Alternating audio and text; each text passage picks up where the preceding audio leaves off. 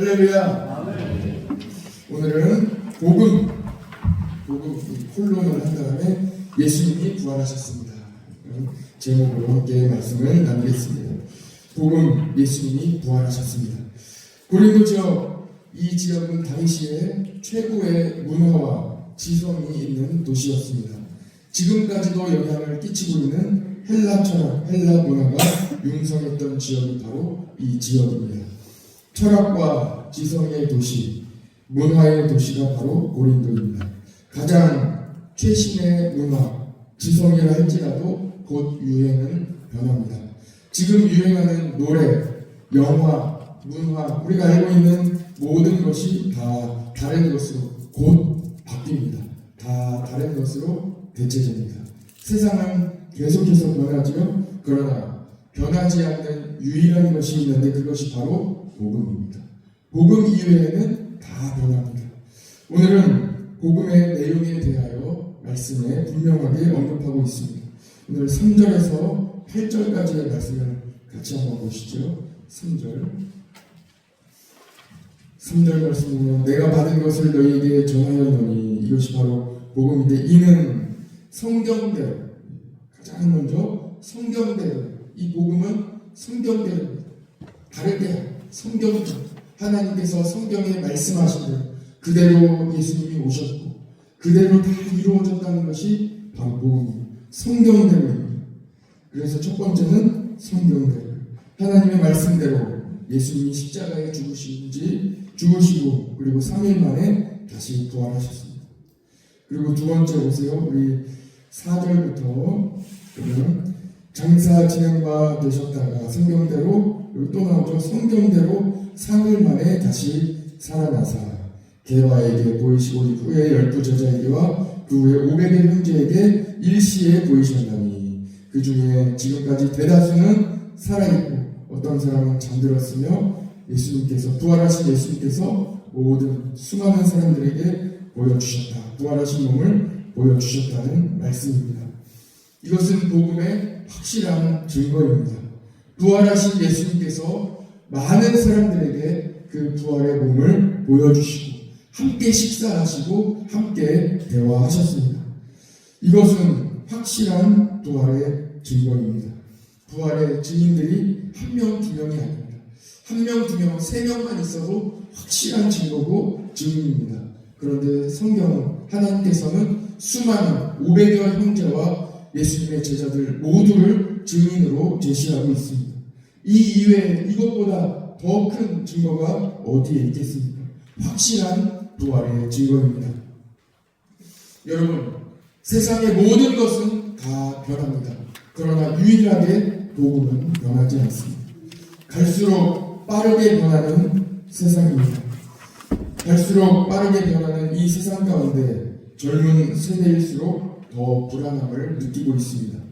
AI, 인공지능, 로봇, 배터리의 발전, 그리고 지식의 통합과 생산의 이 자유로운 시대가 되면서 세상은 더 빠르게 변화하고 있습니다.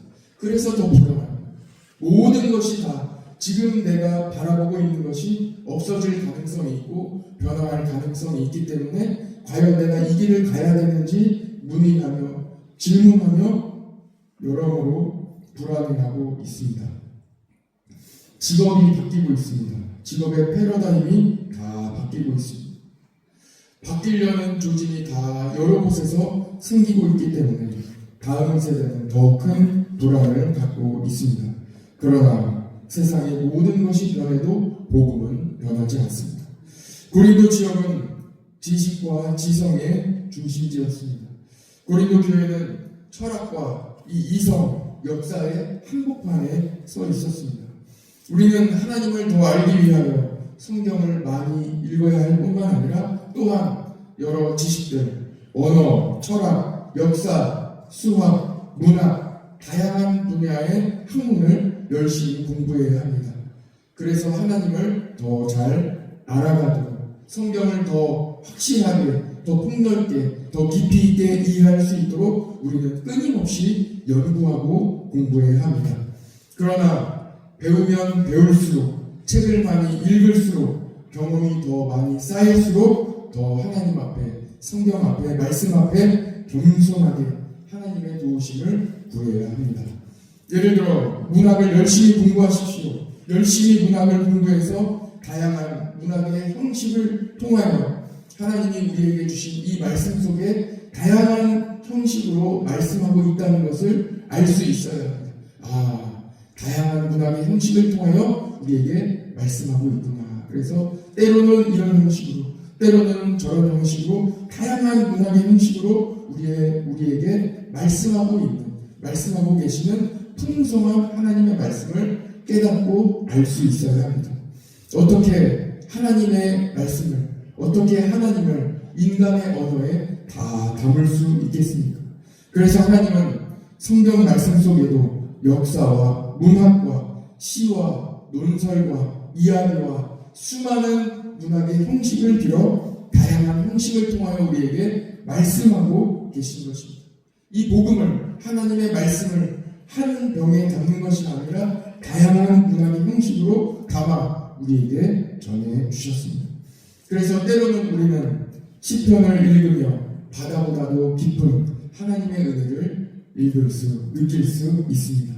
때로는 다윗과 함께 하신 하나님의 이야기를 읽으며 현재 우리 삶에도, 나의 삶에도 가장 가까이에 계신, 가장 곁에 계신 하나님을 느낄 수 있고 알 수 있게 되는 것입니다.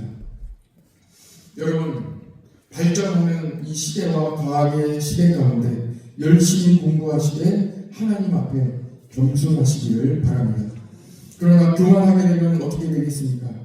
하나님 앞에 교만하게 되면 성경을 문학 작품의 하나로 읽는다든지, 신앙, 믿음이 없이 성경을 읽는다든지, 성령님의 도우심 없이 나의 힘으로 읽으려고 한다든지, 아니면 성경을 분석하고 또 분석하여 이것은 그 중에 하나는 사실이 아니라고 말한다든지, 과학적으로 설명할 수 없기 때문에 비과학적이라고 이야기하면 안 됩니다. 성경은 영원토록 변함없는 하나님의 말씀입니다. 사탄은 지금도 매우 교묘하게 우리가 이 복음의 본질에서 벗어나도록 만들고 있습니다.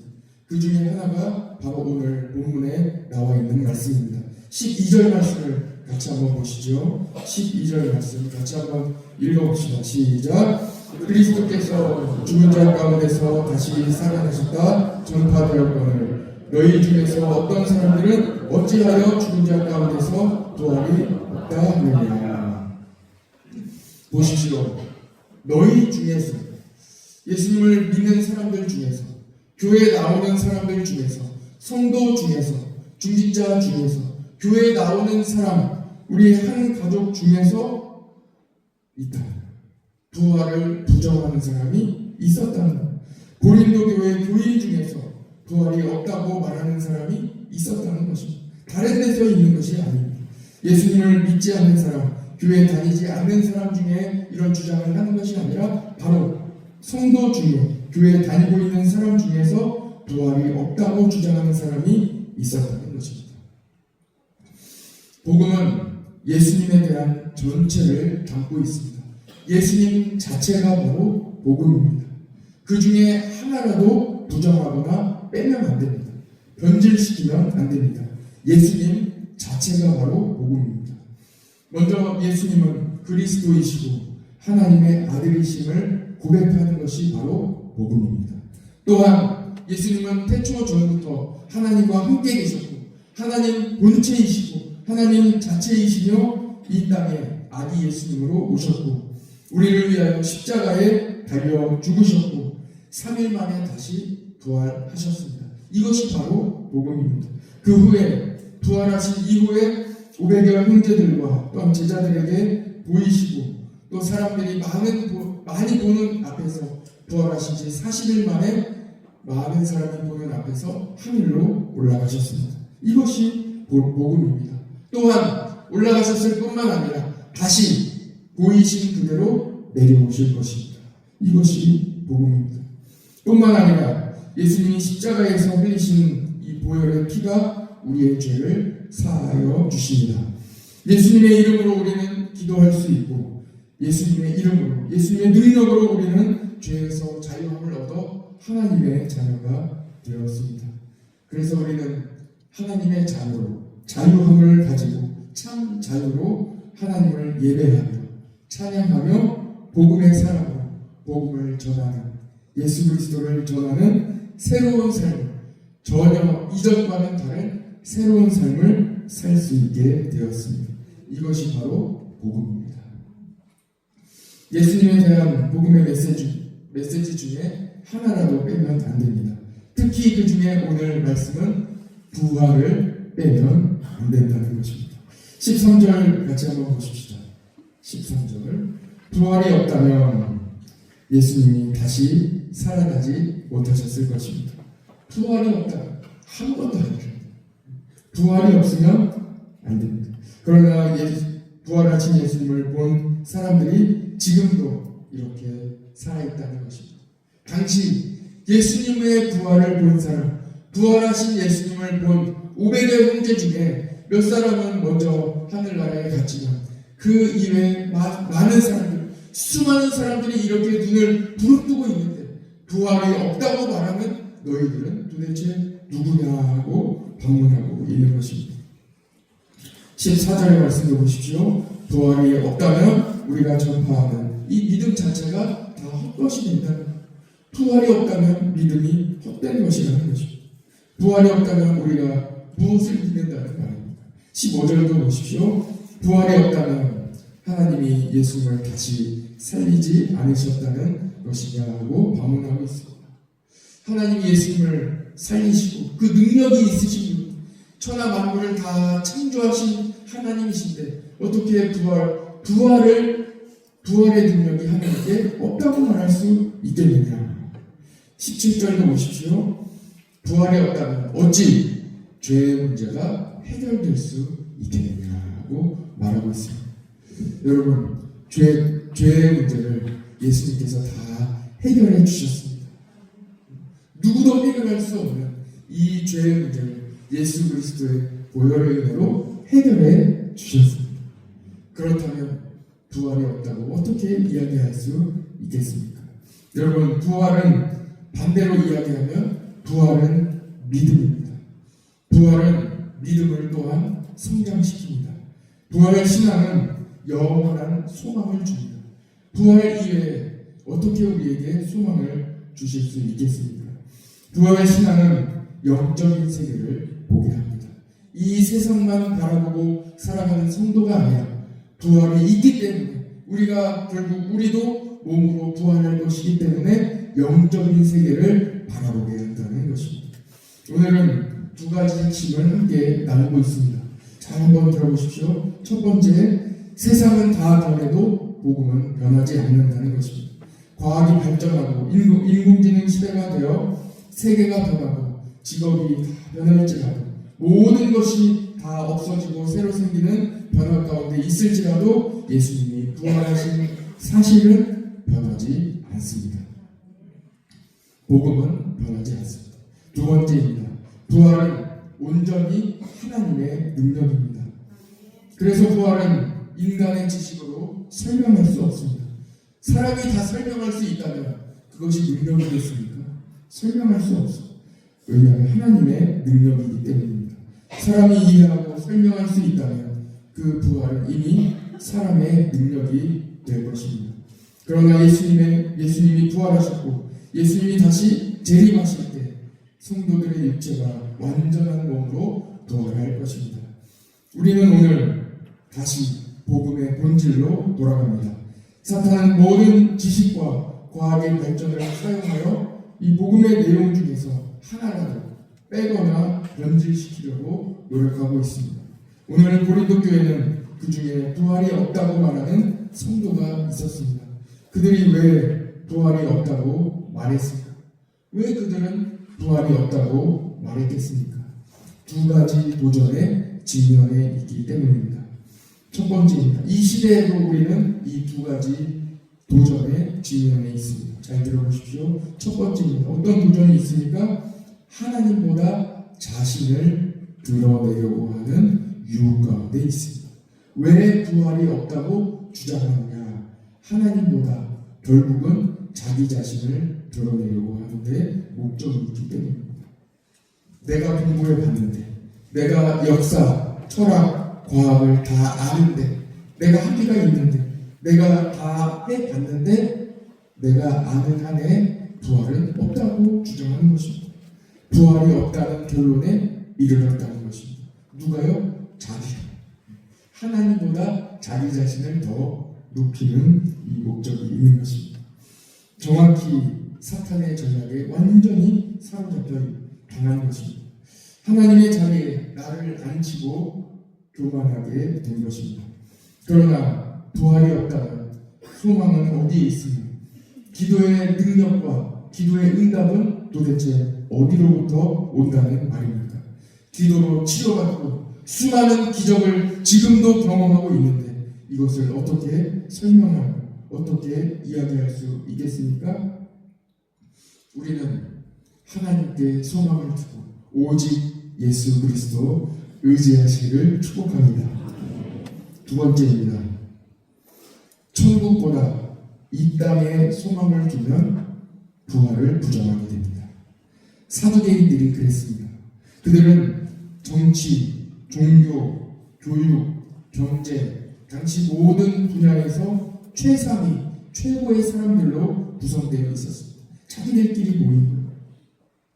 이미 이 땅에서 최고의 부와 영광을 누리고 있기 때문에 부활이 필요가 없는 것입니다. 부활이 필요가 없어요. 지금 이미 최고로 살아가고 있기 때문에 부활을 부정하게 되는 것입니다. 제가 어제 많이 생각해 봤는데 다행히 우리 교인 중에는 이 땅에 소망을 둘 만한 사람은 아무도 없습니다. 그래서 우리한테는 해당은 안 됩니다. 그만한 부와 그만한 영광과 그만한 권력을 가지고 있는 분은 다행히 아직까지 제가 아는 한 우리 교회는 없습니다. 그래서 참 감사합니다. 이 또한 하나님의 은혜입니다. 눈물 골짜기를 지나는 사람이 그래서 복되다는 것입니다. 눈물 흘리고 있는데, 눈물 골짜기 지나가고 있는데 어떻게 부활이 없다면 우리가 오늘 어떻게 살겠어요? 부활이 있기 때문에 오늘 우리는 살 수 있는 거예요. 눈물 골짜기를 지나는 사람이 갖는 최고의 복이 무엇입니까? 나의 눈앞에 부활이 있는 것입니다. 나의 삶 속에 부활로 살아가고 있는, 부활이 없다면 오늘 하루 어떻게 버티겠습니까? 그래서 하나님은 오늘도 우리를 눈물 골짜기로 인도해 주십니다. 가장 어려울 때 부활이 있는 거예요. 예수님은 부활하셨습니다. 예수님께 소망이 있습니다. 여러분, 우리가 마실 수 있는 것 중에 가장 좋은 음료가 무엇이겠습니까? 목이 마를 때 무엇을 마셔야 이 목마름을 해결할 수 있겠습니까? 물이에요, 물. 물 입에 뭐가 더 좋겠습니까? 우리가 먹을 수 있는 것 중에 가장 좋은 음식이 뭐겠습니까? 산의 진미가 다 있더라도 밥하고 된장찌개하고 고추장 찍어서 그렇게 먹는 게 제일 좋은 거예요. 탈이 없어요. 가장 좋은 거. 여러분, 운동 중에 가장 좋은 운동이 있다면 어떤 운동이겠습니까? 걷는 거예요. 걷는 거예요. 무슨 운동이 제일 좋겠습니까? 걷는 거예요. 뛰는 거예요. 가장 기본적인. 우리의 신앙도 마찬가지입니다. 십자가와 부활 이외에 도대체 무슨 신앙이 예수님 안에 있다는 말입니까? 십자가와 부활, 예수 그리스도. 아주 본질적이고 본론적인 이야기입니다. 오늘 다시 본질로 돌아가시기 바랍니다. 다시 돌아가시기 바랍니다. 그 안에 소망이 있습니다. 오늘도 눈물 골짜기를 지나는 성도들 축복합니다. 추석이 오는 것이 두려운 분들도 많이 있습니다. 그분들에게 하나님의 은총이 함께 하시기를 바랍니다. 소망을 가지십시오. 우리는 반드시 부활합니다. 기도하겠습니다. 사랑의 아버지 하나님, 감사합니다. 오늘 우리에게 부활의 소망을 허락해 주시니 감사합니다. 예수님은 부활하셨고 우리도 반드시 부활합니다. 부활의 신앙 가운데 굳건하게 서게 하여 주옵소서. 오늘도 믿음의 본질에 다가서게 하여 주시고 예수 그리스도 오직 한 분으로 만족하게 하여 주시고 이 땅에 소망을 두지 않고 오직 예수님께 소망을 두는 우리 모든 성도들 한 분 한 분 되게 하여 주옵소서. 오늘도 눈물의 골짜기를 지나고 있는 많은 성도들도 있습니다. 치료하여 주시고 은혜를 주시고 소망을 허락하여 주시고 기도의 문을 열어주시고 하나님 성령의 충만함으로 오직 주님만 바라보게 하여 주옵소서. 넉넉히 이겨내어 오직 주님의 능력으로 일어나게 하여 주옵소서. 오늘도 가정을 살려주시고 회사와 모든 사업장을 살려주시고 자녀들을 살려주시고 우리나라와 이 땅을 살려주옵소서. 모든 것 주님만 의지하오며 예수 그리스도의 이름으로 기도드립니다. 아멘.